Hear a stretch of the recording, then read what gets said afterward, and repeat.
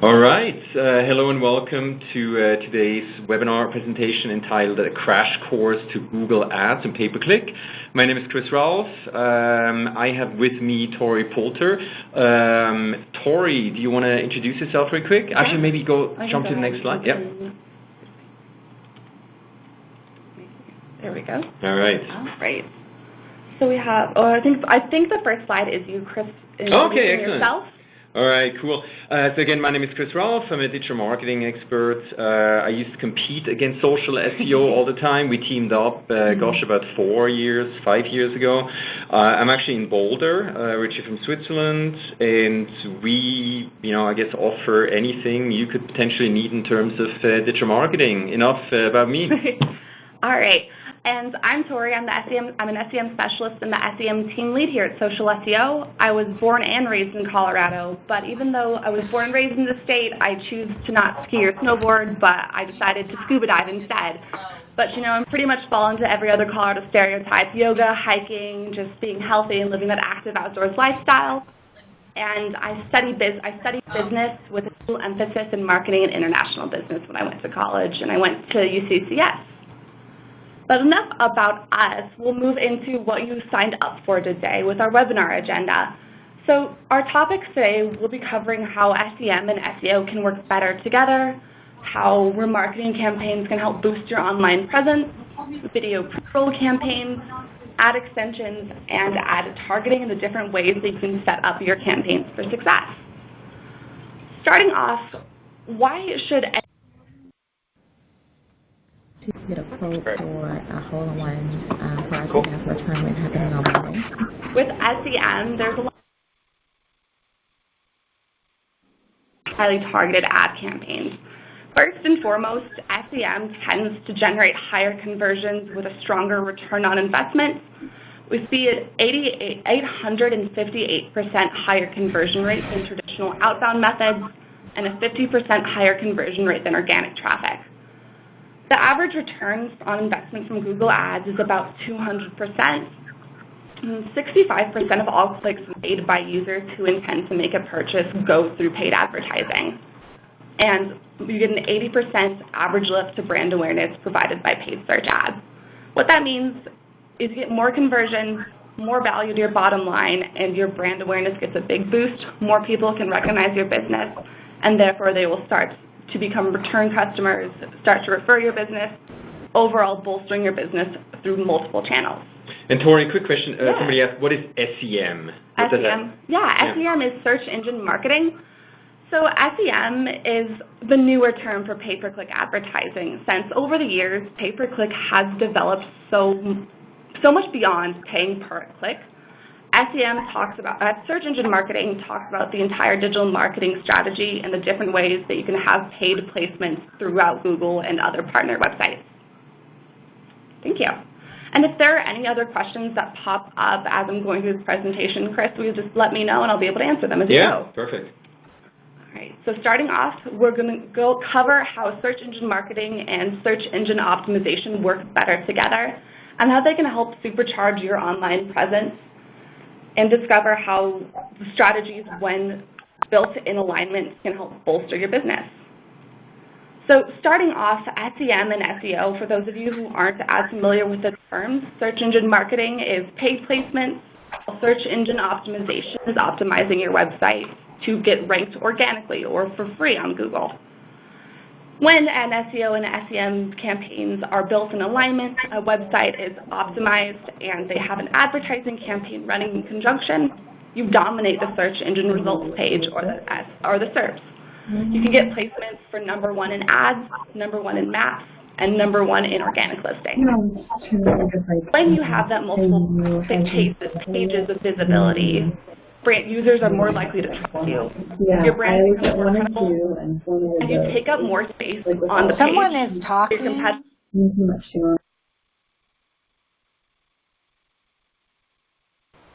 Yeah, and so when you have that, you can reel in different types of users depending on how they interact with the search engine results page. Say, for example, you'll reach a user who only clicks on the first result. That's that #1 ad position. If you have a user who scrolls down to the organic first result, you'll capture them through your SEO efforts. Or if there's a user who doesn't click on any paid advertisements, you'll be able to capture them to your organic results. And then you'll also be able to capture users who scroll through the entire SERP page. Just being able to have that multiple placement is part of an in-depth and detailed digital marketing strategy. So let's say, for example, I'm searching for SEO in Colorado Springs. What we can see here is social SEO takes up that first position on the paid side. When we look a little bit lower, we're the first paid position in the map pack. Below that, we are the first organic position in the map pack. And then as I scroll further down, we are the first position in the organic rankings. We have 4 placements on this search result, and we're being able to push our competition out and have a user see our brand name 4 times. SEO and SEM can also play very strongly off of each other. In a study conducted by Google, they found that 85% of traffic generated through search is not replaced by organic clicks when ads are paused. And so that means that running paid advertising and organic advertising in conjunction, you'll get more clicks. Another research done by Moz indicates that paid advertising can take anywhere from 2% to 50% of the clicks on the SERPs, just depending on the industry. If you're only running SEO, you could potentially miss out on 2% to 50% of clicks, and vice versa. If you're only running SEM campaigns and aren't running search engine optimization on your website, you could be missing out on 92 to 50% or 98 to 50% of the clicks. Hey, Tori. Yeah. Is that Google Ads specific or across all pay-per-click platforms? This was Google Ads specific. Okay. In the study conducted by Google. Great, thank you. Yeah, of course. And so getting more clicks ultimately means getting more people onto your website and getting more people to convert on your website. Additionally, if you're running an SEO campaign and are noticing a few of your keywords just are struggling to get that top of page ranking or getting that first of page ranking, you can use those keywords in your SEM campaigns to run ads until you start to get organic presence. And vice versa. Through SEM, you're able to get real-time data on what people are searching for, how they're searching for your products and services. And you can take that knowledge through your SEM campaigns and apply it onto your SEO campaigns to optimize your site better for how people are really searching for your products and services. An additional benefit of running SEO and SEM together is one of the big components of SEM and pay-per-click is keywords are given a quality score. And the quality score is made up of landing page experience, expected click-through rates, and ad relevancy. The optimizations made on site through SEO, when done in conjunction with the keywords you're targeting through your SEM campaigns, help raise the quality score. When you have a high quality score, your cost per click tends to be lower and you'll see higher conversion rates for a lower cost. Are you going to address quality score in more detail later on? We have a small slide talking about quality score, but it's not too much in depth. Okay, so let's address it then when we get there. Yeah, definitely. And then moving into our next topic is remarketing. And what remarketing is setting up ads to follow users around the internet and keep your brand right at the top of their mind so they can finish what they started across search, display, and video. So starting off with remarketing, typically a couple studies have found that about 96% of users leave a website without converting, 70% of users abandon shopping carts without purchasing, and 49% of users visit 2 to 4 sites before purchasing. So once you get someone onto your website and they do leave, you want to keep your brand in front of them, to keep your brand at the top of their mind and prevent them from going to that 2 to 4 site purchase funnel. So what you can do is you can target remarketing ads across search, display, and video. To start, we're going to cover how you can remarket on the search network through remarketing lists for search ads or RLSAs. Customers who see retargeted ads are about 70% more likely to convert on your website. The average click-through rate for retargeted ads is 10 times of display ads. And when you retarget ads to users who abandon their shopping carts, the conversion rates go up 26%. And so that's great and all, but how do you set up remarketing campaigns? It is pretty simple to start your remarketing lists, and it begins with placing a Google Ads tag on your website. Once you have that tag uploaded and tracking, you can define your audiences. Once you have your audiences defined, you can program your search campaigns to only show ads to members of that audience. Quick question from Ariel. What about remarketing for people who don't have an online product? Does that really matter? I mean, we want people to come back to a website, right? Come back to a website or come back to a brand. So say, for example, I'm assuming you do some sort of service-based project, where you're either offering consulting services or in-home services. You still want to keep your brand name at the top of the consumer's mind, especially if you are in a very competitive network. Oh, in this case, it's a casino. Casino? So it's all about branding. Branding. You want to keep that in. Casinos compete with each other, and if someone sees your casino name routinely across the internet, that keeps it fresh in their mind. And tying back to some older marketing research is the rule of 7. It takes about 7 interactions with a brand for someone to finally take some form of converting action. And it sounds like for you, your converting action would be store visits and getting someone to physically visit your casino. So you want to make sure you're consumer-facing as often as possible on the internet to get them to come into this casino and generate revenue for you. All right, cool. Mm-hmm. Excellent, thank you. And there are a lot of different ways that you can set up your audiences to target different users through that funnel, just generally. So in a retail situation, you have 3 potential customers. You can create a list to target new customers, customers who have reached your checkout page, and existing customers. You can customize each of those audiences by programming your marketing list for ads. You can create it based on a page they have visited or an action they have taken on site.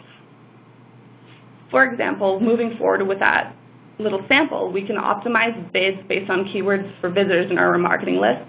And in some studies, different advertising campaigns have seen sales go up 22%. And conversions up 163% when they bid up on their remarketing lists. When we expanded campaigns with broad keywords, so say in our standard search campaigns, we'd want to target high intent keywords. When we have a search campaign targeting an audience list of certain users who we know are already interested in our brand and our product, we can target broader keywords. When that strategy was implemented, advertisers had seen conversion rates increase 300%, and it's about a 30% increase in ROI. And when we tailor the message to the audience list, so say, for example, we are a retailer, and we have people looking at shoes and people looking at shirts. When we're able to tailor the ads to people looking for shoes and people who've looked at shirts, some advertisers had seen a cost per order down 66% and a large increase in overall campaign ROI. On top of running ads, remarketing ads on search, we can run remarketing ads on the display network. And Google's display network includes about 2 million sites, and you can integrate images and text to create highly appealing ads for all types of users. Display ads can use similar audiences that you use in your search campaigns, those people who have completed an on-site action, visited certain pages of a website, or visited any page of your website. On top of display campaigns, we can also advertise remarketing campaigns on YouTube if you have video. YouTube has a lot more potential for remarketing since you can integrate in videos viewed from a channel, viewed certain videos, viewed any video on your channel, subscribed to your channel, or interacted with your channel in a way. So it's a really smart way to put videos in front of users based on their interactions with your YouTube channel. So I recently noticed there's now these super short ads. They're basically 5, 6, 7 seconds, right, on YouTube? The bumper ads. The bumper ads. Can you just tell me a little bit more about that? Do you have any numbers? What's converting right now? What is working? You're jumping ahead of me. Okay. No, you're good. You're right on track. We're talking about video pre-roll in our next section, where I'll be covering the different types of video assets that you can use on advertising campaigns on YouTube. So starting off, some of the importance of video, just what you need to know and why it's essential to start building out video campaigns now, is people spend about 1 billion hours watching videos every day. 78% of people watch videos online every week, with 55% of them watching videos daily. 79% of customers prefer watching video to reading content. I know I do. Videos are more engaging, and they tell me more about a brand versus reading through a block of text. It's about a 3-cent average cost per view. And on the search network, cost per clicks are continuing to rise steadily, so investing in YouTube and video advertising is a great way to start to lower your overall cost per acquisition and cost per leads, and their cost per views are so much lower than the search network. And those who have been running video campaigns have seen about 66% more qualified leads per year. So when we're running pre-roll campaigns, I've talked a lot about audience targeting and how we can set it up for remarketing. But video campaigns have, quite frankly, a very, very wide depth of how we can set up video campaigns to show to the right consumer at the right point in the buying process. So we do have the traditional targeting methods on the video network. So it's the detailed demographics of age, gender, and income. But video campaigns, you can also set to target people who are college students, people who are homeowners, and people who are new parents. Google knows a lot about their users, and you can leverage Google's knowledge to help better your campaigns. You can also set video campaigns to target specific keywords, specific website topics, or specific placements within YouTube. You can also set up campaigns based on intent signals, and those are defined through Google. So some of those detailed demographics that I mentioned earlier, some of the affinity audiences. So say someone has really strong interest in sports, so they're a sports enthusiast. If you're a sports retailer, you'd want to show ads to them so you know they're interested in your product and they've shown interest in it historically. You can also build custom affinity audiences, which are keyword and website based. So you can custom build these audiences to show to the customer that you're looking for. There are also life events available within video targeting. So you can say you want to show ads to someone who's recently moving, someone who recently had a baby. Once again, those are defined by Google, and they use over 1 million different signals to build those audiences based on their data about people on Google. You can also use audiences to drive conversion. So the in-market audiences, people who Google can identify as actively seeking for products. And then with our custom intent audiences, we can also define audiences based on keywords, URLs, search history, and topics. So we can leverage our knowledge about our clients to build these audiences. And so talking about what you asked earlier, Chris, is going over the different ad types that are available within Google Ads. So the first one that we can run on YouTube is in-stream ads. In-stream ads are the format that you'd like to use before, after, or during a YouTube video. After 5 seconds, users can skip these videos. The next type of video format is discovery ads. These are the little blurbs in samples of videos that run alongside other YouTube videos or show up on search results on YouTube. It consists of a thumbnail image from your video with some text. Video ads always invite people to click in and watch the video, but with discovery ads, they may not necessarily always watch your video. And Tori, sorry, we had a good question. So yes, everybody who signed up for this webinar will get the link to the recording of the webinar, and we also usually make a copy of the slides available in PDF format. Yeah. So if you have to bail for some reason, you'll get the recording, and you'll also get a link to the slides in PDF format. Yep. All right, sorry to interrupt. No, you're good. You're good. Which now we're talking about bumper ads. Bumper ads are the video message that you should use when you want to reach users broadly with a short, memorable message. Bumper ads have to be shorter than 6 seconds, and they play before, during, or after another video. Viewers cannot skip a bumper ad, so it's a really great way to get your brand presence and the point that you want the most to advertise out to users. It's recommended that you create the 6-second bumper video from scratch. If you have other video ad assets that have worked well before, you may want to retailor the message to fit in a 6-second format. Typically, bumper videos within the first 3 seconds, they need to be engaging, eye-catching, they need to hook the user in to keep their attention. Although it is a short ad format, they have shown really good results with brand recognition, brand awareness, and ultimately driving conversions. Bumper ads are one of the features that Google is starting to highly build more on. And I'm not sure if anyone on this webinar knew that Google's big keynote speech actually happened today. And over time, they'll be starting to launch a new program that will help everyone create their own bumper ads from their existing video assets. So of all the video formats, bumper ads are what Google is highly promoting, since everyone who has been running has been seeing such good results. So Chris, you are right asking about bumper ads.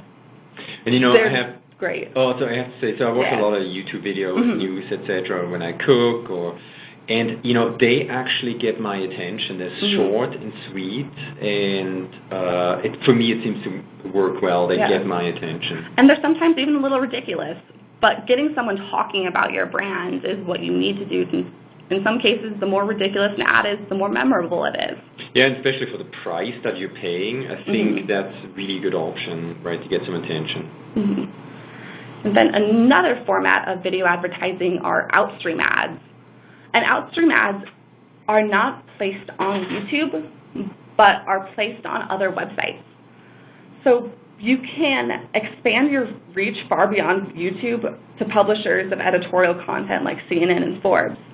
You don't have to worry as much about whether your videos are actively being seen by viewers, because these videos only play when they're 100% in view of the searcher.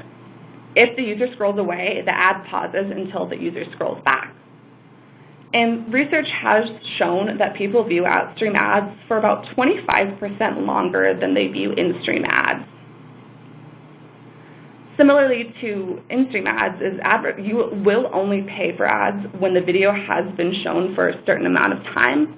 So once a user watches 15, 30 seconds of the video is when you actually start to pay.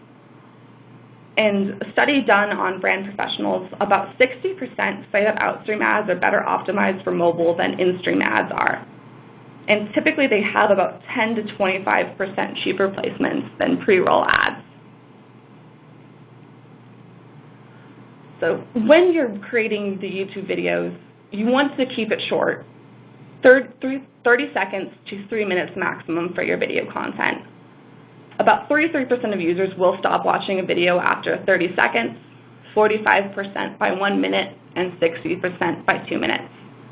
I mentioned this earlier, but through any video type, whether you're running a bumper video or an in-stream or outstream ad, open with an impact and hook the watcher in and make them want to continue watching the video. What is a frequently asked question that you get through your business? Why should someone want to watch your video? What is the offering that you have that a consumer needs? Just a couple questions that you can ask yourself when starting to create that video content. You want to make sure that you have your branding and your logo within the first 5 seconds. One of the biggest benefits, as mentioned about video, is the brand awareness. So when you are raising your brand awareness, you want to make sure that your brand is quick and visible to the watcher. Make them feel the pain points of the problem you solve, and then inspire them with the benefits of your product or service. So say, for example, you're a plumber, and coming into springtime in Colorado right now, a lot of people are having to flush out their drains and making sure that their pipes didn't freeze or crack during the wintertime. So a pain point that a plumber could capitalize on is someone with leaking pipes or pipes that aren't working, and saying how they can solve that problem through video and through their services. Don't make it a kind of a commercial that people think of a commercial. Try to make it more engaging, speak more on the user side versus just a blanket advertisement of your products. And mentioned earlier, do something interesting and different. Make your ads stand out. Even if it's not controversial, don't make it controversial, obviously, but eye-catching and engaging. Do something different than anyone has done before, because people will talk about that. And people talking about your brand is free advertising for you. And now that we've covered video, we're going to take a little step back onto our search campaigns and how we can build out the relevancy of our search campaigns through ad extensions. So ad extensions have quite a bit of benefits for the quality of our ad copy and the information that we can provide to searchers.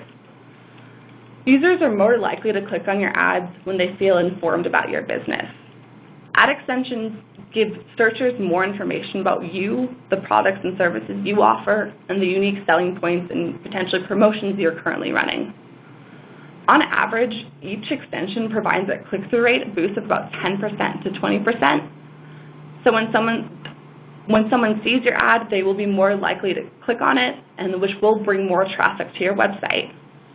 It also takes up more real estate on the SERPs, meaning that your ad is larger, more prominent, and your competitors have less space to run their ads. Yeah, I mean, that's a very valuable point. Mm-hmm. I think the more you can push your competition down, below the fold, the greater the chance that you'll get those visits to your website. Mm-hmm. We do the same thing in organic SEO, where we try to get multiple listings, organic listings. Mm-hmm. Most people, reality, they will click on the first, 2, 3, 4 listings that they see. So, I mean, extensions, extremely powerful. Yes, they are. And kind of building on why ad extensions matter is kind of pulling back into that quality score component that I mentioned earlier. Is ad extensions can help raise the ad relevancy ranking of our quality score. So detailed out here, we have 4 different sellers. One bidding $4, one bidding $3, one bidding $2, and one bidding $1.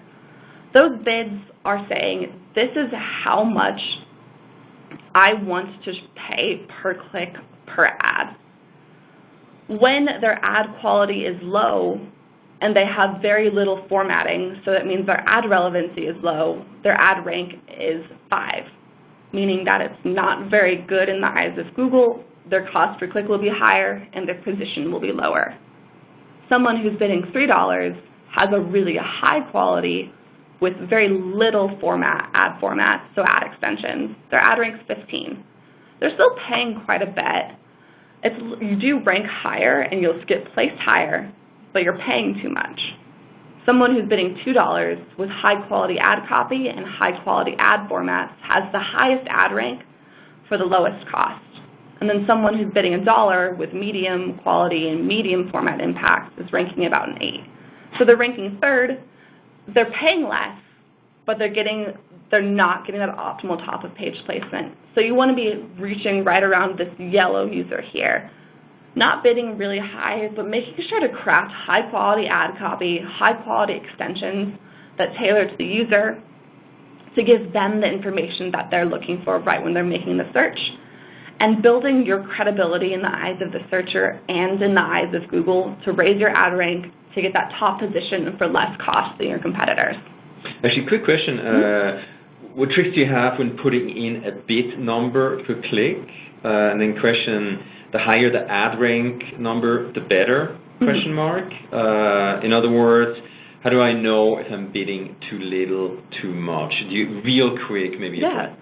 So that's That's a great question, and there are a lot of different ways that you can approach how much you're bidding, and is it too much or too little. Within Google Ads, you're not able to see this ad ranking, but you are able to see your quality score. And so what I start with whenever I'm evaluating what my bids are is I pull in my quality score column and I look at what's my ad relevancy, what's my click-through rate, and what is my landing page experience. If I'm seeing something on a landing page experience, I'll go talk to the SEO account manager and have them take a look at the landing page that I'm using to make sure that my keywords are on there and that they're fully optimized. If I'm seeing a low click-through rate, what I'm going to do is I'm going to go back to my ad copy. I'll take a look at each ad that I'm running to see what ad has the highest click-through rate and what ad has the lowest click-through rate. Once I know my top performing ad and my lowest performing ad, I'll find the call to actions or the different text combinations that aren't working, and I'll find the ones that are working. I'll take what's working and apply that in my other ads to try to capitalize on what I know searchers respond well to bolster the click-through rate. And then in ad relevancy, if I'm seeing it being on that point, I'll expand keywords through ad extensions, or I'll just revise my ad copy to include the targeted keywords more exact versus in a more exact format. In terms of determining whether your bid is correct, you can also pull in information through Google based on estimated top of page bid and estimated first page placements. That's one of my go-tos when I'm optimizing for bids and how I try to determine what my cost per click is using Google's predictions about what I should be bidding at to place where I need to be for the campaign. So for any keyword, or for most keywords in my accounts, I'll be able to see that I'm bidding $2.14. I'll look at the estimated top of page and it's $3.52, and first page is $1. So that tells me that my bid of $2.14 is right in that middle range to be placing in second or third position. If I want to make sure I'm placing at the top, I would need to raise my bid to that $3.52. If you're seeing cost per clicks rise and you're not seeing a good return, or you're seeing a pretty large amount of irrelevant clicks and users bouncing from your site, my biggest recommendation is revising your ad copy and revising your ad extensions. And take a look at your search queries. What are people searching for? Are you answering the questions that they're asking in your ad copy? That kind of covers a broad talk of the different ways that you can take to optimize ads to raise your quality score, which will raise your ad rank, and then integrating search queries and the commonly asked questions of searchers in your ad copy. Cool. Yeah, perfect. And just really quick, I guess some people are not clear what ad extensions are. Maybe in just one or two sentences. Oh, I can do better than that. Oh, perfect. I can show everyone examples of ad extensions and kind of jumping the gun on that. But I'm going to be covering all of the different types of ad extensions that are available on Google Ads. So starting off, we have Sitelink Extensions, which are the first highlighted box up there. And so Sitelink Extensions can link people directly to specific pages of your website, so hours, order now. If you're a plumber, I'm going to go ahead and stick with a plumber example for the rest of this. You can say you have your ad about talking about your plumbing services. Below, you can have site links to your heating repair page, your pipe repair page, your HVAC repair page, and your AC page, giving the user more ways to land on the information that they're looking for. You also can run pricing extensions or price extensions, which add more value to your search network ads by giving you a bigger showcase for your products and services, and by linking people directly to what interests them on your site. So sticking with a plumber, is you can say you have your standard AC clean out starting at $30. You have your AC tune-up starting at $90. You can put that price right in front of the user so they know what they're signing up for and they can see that cost.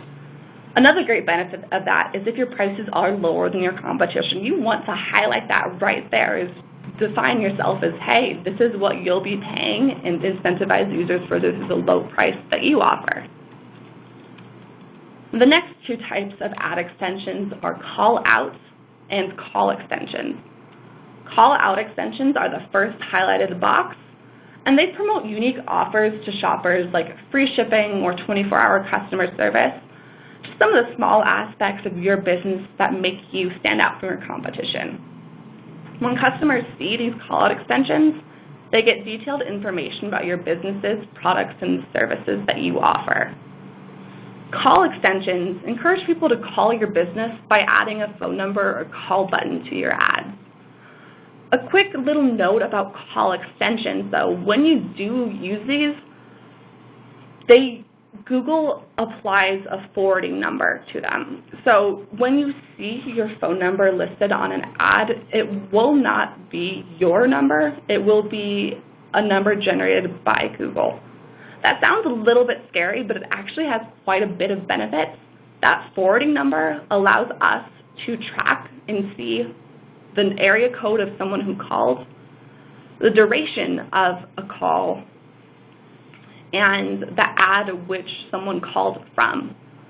Using that information, we can tell what ads people make quality calls from, and we're able to define and say we don't want to track this as a conversion or a valuable call unless it's over 30 seconds, 60 seconds, 90 seconds, etc.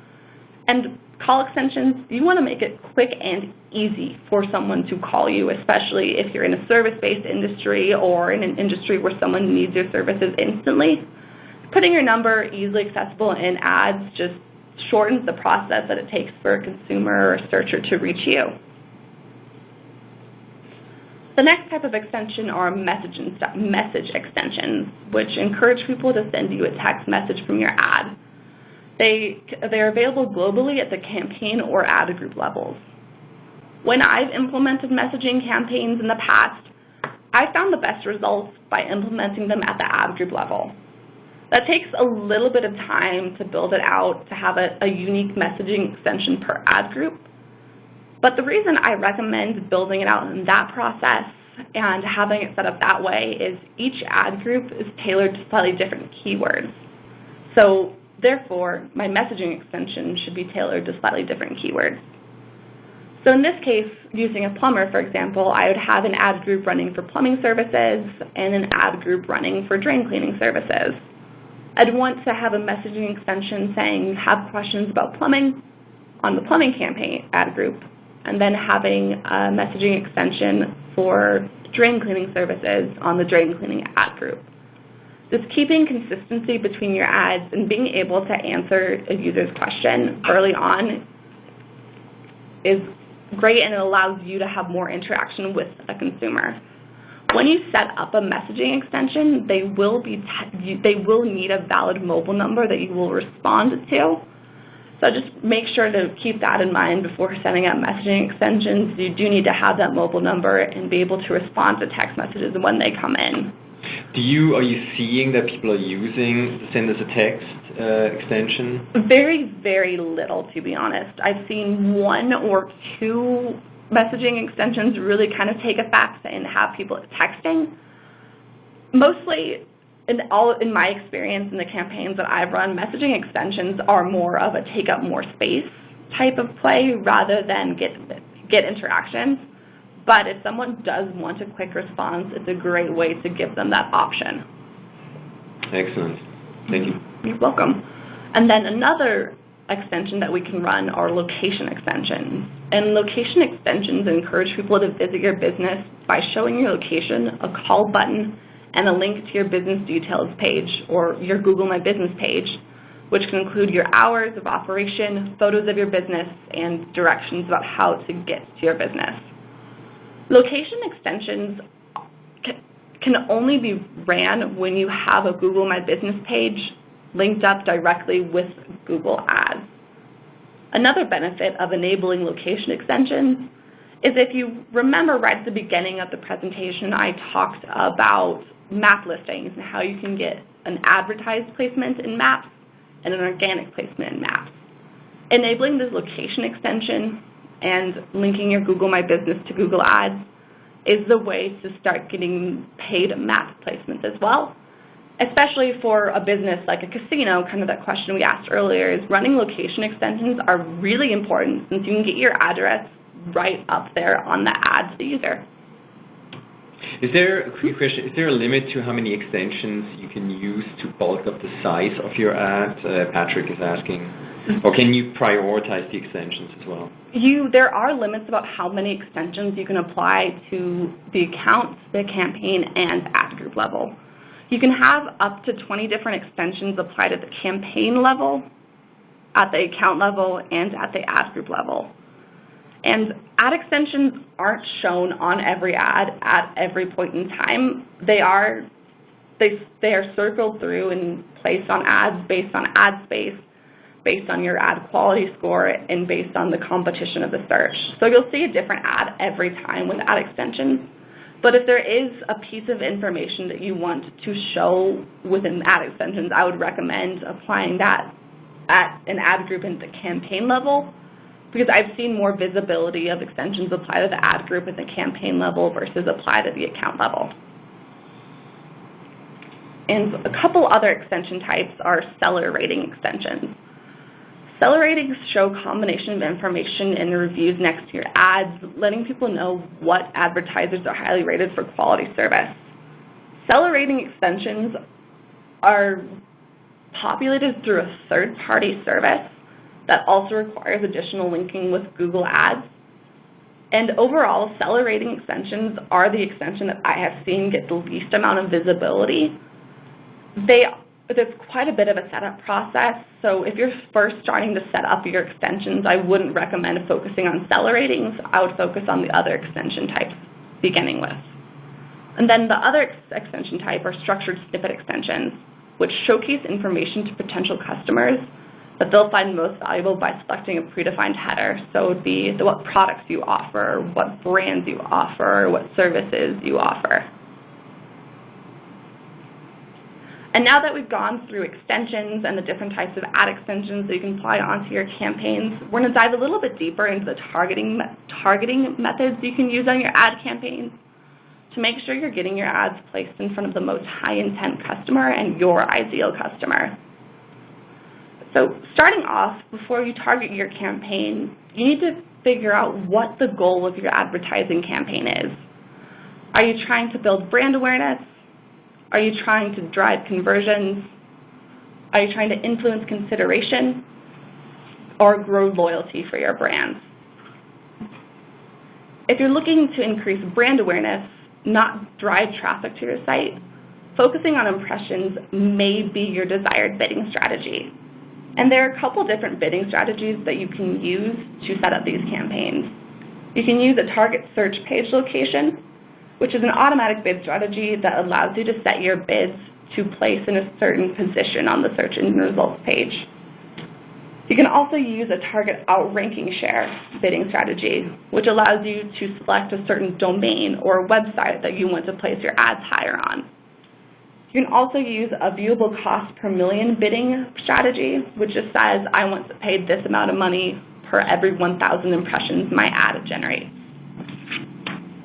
If you're focusing on gaining clicks to generate traffic to your website, you would use more of that traditional cost per click bidding strategy. If you want to increase the total number of conversions generated to Google Ads, you'd use a conversion-driven bidding strategy.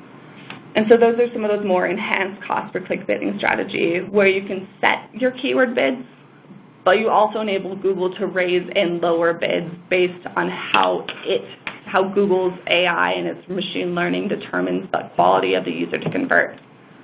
You can also use a maximize conversion smart bidding strategy through Google. And you can also use a target cost per acquisition smart bidding strategy where you can say, I want to spend $50 per conversion through Google Ads.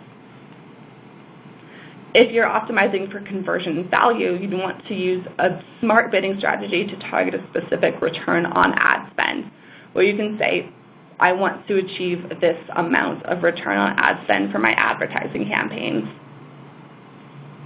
A few quick notes about some of the bidding strategies that I mentioned that are smart bidding. These are relatively new product offerings through Google, and they are fully automated bidding strategies that use machine learning to optimize for conversions or conversion value each and every time your ad goes to auction. It takes into consideration about 70 million different signals, such as the user's device, the user's location, the time of day, etc., to capture unique context of every search. Smart bidding strategies are a really great way to program your campaigns to drive more conversions, to achieve conversions for a certain value, or to increase the overall value of your campaign. But with automated bidding, you do lose control over your cost per clicks. You don't have as much control over what keywords you're paying for. In our experience, and just when I have run smart bidding campaigns, I've found that it's easier to run a campaign experiment, which creates a duplicate of my campaign, and I can change the bidding strategy on my duplicate. Let the smart bidding campaign run alongside my cost per click based campaign where I can set my keyword bids. Let them run side by side for about a month minimum and see the impact of smart bidding. There are some cases where I've seen stellar results through a fully automated bidding strategy. And then there are some cases where I have seen a fully automated bid strategy raise my cost per clicks and decrease the total amount of conversions. So they're a great tool to use, but always make sure to run an experiment first before fully implementing them into an account. And another quick note about machine learning and the automated bidding strategies is they take about 5 to 10 days to take full effect within an account. So whenever you start a smart bidding strategy, give it a few days of learning time so Google's AI and machine learning can learn how to fully optimize and run your campaigns. When you're also targeting your campaigns, you'll be doing some really in-depth keyword research to find how people are searching for the products and services that you offer and how people search depending on where they lie within the conversion funnel. So talking about plumbers again, we can say someone who's looking for their sink isn't draining, they're like, my sink isn't draining. Why isn't my sink draining? That's more of an awareness approach. Someone who's considering says, I have a clog in my drain. Can I fix it myself or do I need to hire someone? So how to fix a clogged drain? Can I fix a clogged drain? Can I fix my drain clog? More of that consideration approach. You want to make sure you're targeting your keywords to people who are kind of looking to convert, drain cleaning expert, drain cleaning services, hire a drain clearer. Making sure that you're targeting your campaigns to the audience that you most want to reach. You also want to build out a negative keyword list when you're doing your keyword research. If you're seeing a term that's completely irrelevant to your business when trying to find your targeted keywords, you want to build out your negative keyword list, which essentially just says, I never want to show an ad for this term. That helps you save money in the long run since it decreases the likelihood of your ad showing for an irrelevant term. There are quite a few other options that you can take to target your campaigns to reach the exact audience that you're looking for and your ideal customer. You can change your ad scheduling, which just means that you can change when your ad is showing and what time of day your ad shows. You can change the location of your ads, whether you want to show in a state, in a city, or down to a zip code. You can just decide what devices you want your ad to show on.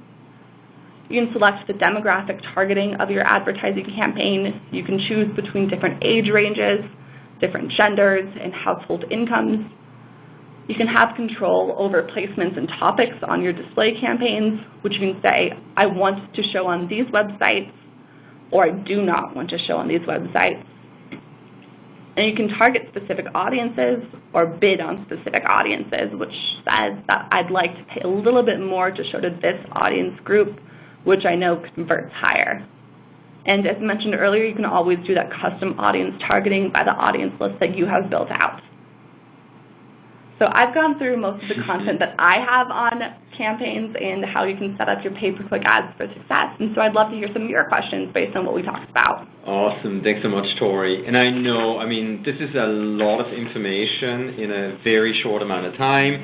I think you gave an amazing overview. Mm-hmm. There's so much more to learn. We do offer half-day workshops in the Denver area. Mm-hmm. One is coming up next week, May 21st, 2019. You'll get information about that. But let's tackle some questions here. And we have a lot of questions. We're not going to get to all the questions. Why don't we start here? For a B2B company, just starting out, getting into this arena, what do you recommend? SEO, AdWords, etc. Let me quickly give you I'm an SEO guy. Yeah. I love organic search engine optimization. That's how I started my company, changed my life.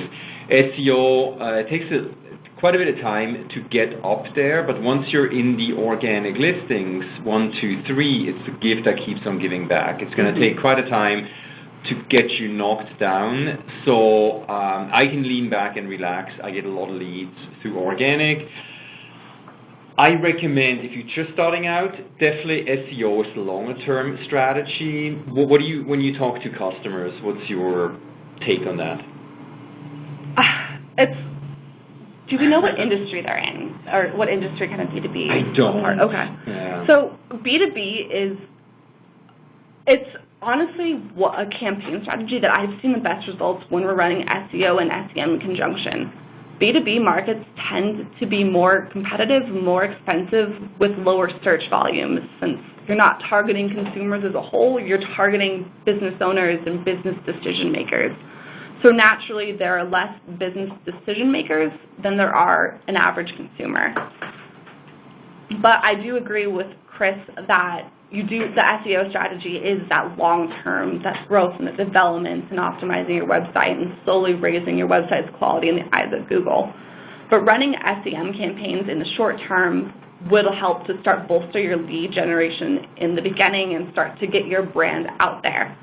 What I would recommend is doing more of a branding approach and trying to establishing your business's credibility to other businesses in the B2B market. Yeah. Excellent. All right, somebody has a YouTube channel. They do a lot of webinars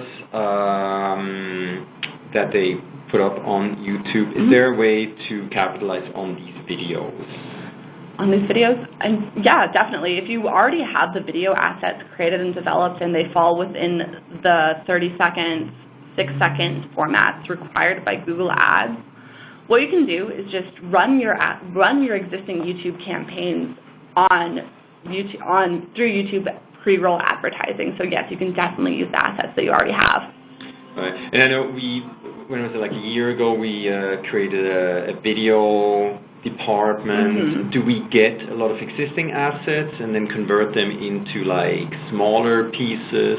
It depends. So what Chris mentioned is social SEO actually does have in-house video services. We can create a video from scratch, or we can opt to edit and recut and redesign an existing video to fit within Google Ads formats to be able to tell that story and have that engaging hook right at the beginning. All right, so let me see, Kevin, I'm most interested in the how-to aspect of setting up these ads. AdWords, or ads as it's called now, Google Ads, is a convoluted and complex interface, no doubt, and it's hard to navigate on your own. Mm-hmm. So I burned through a lot of money when I first tried to do it myself. I can't do it. What do you recommend if somebody wants to do it themselves?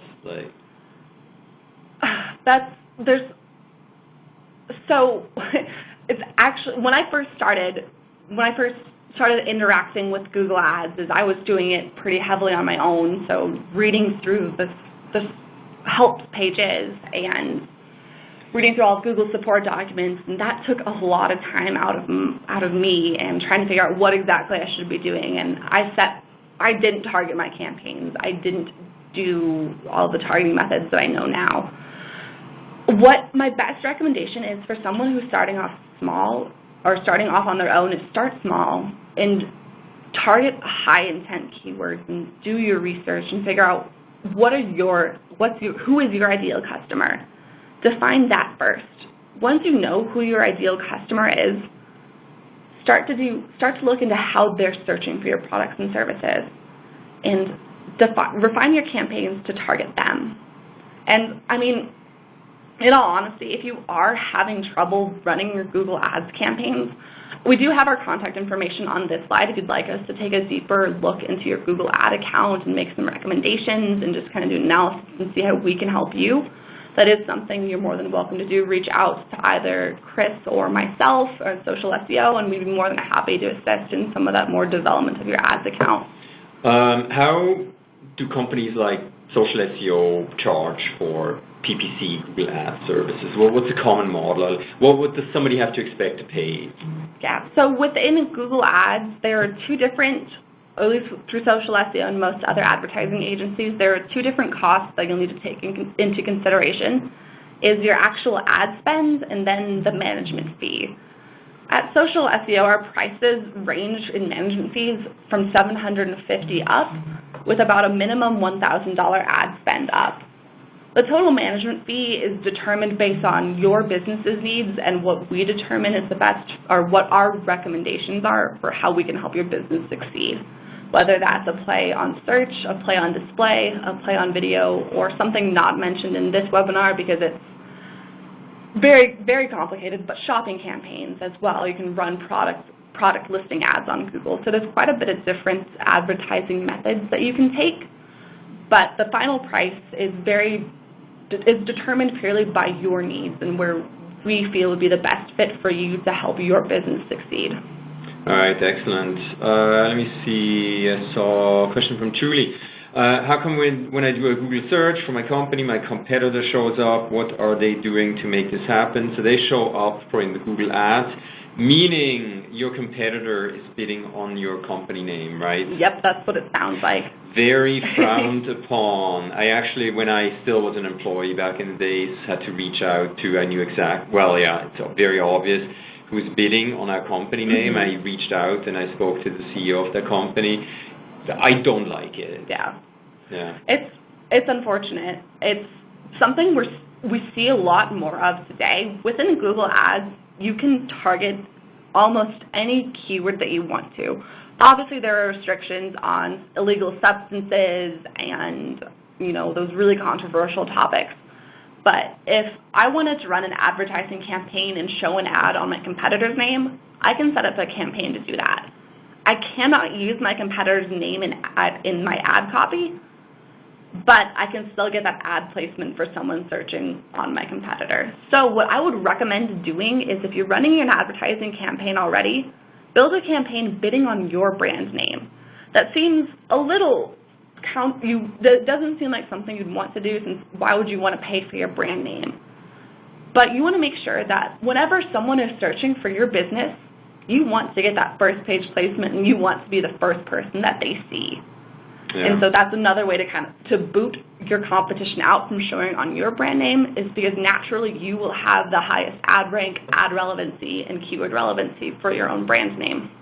Steve asked, bidding for your brand name, can you explain? So basically, you're paying, if somebody is searching for your brand name, it'll show up in a Google ad, and if they click on it, you're going to pay for it.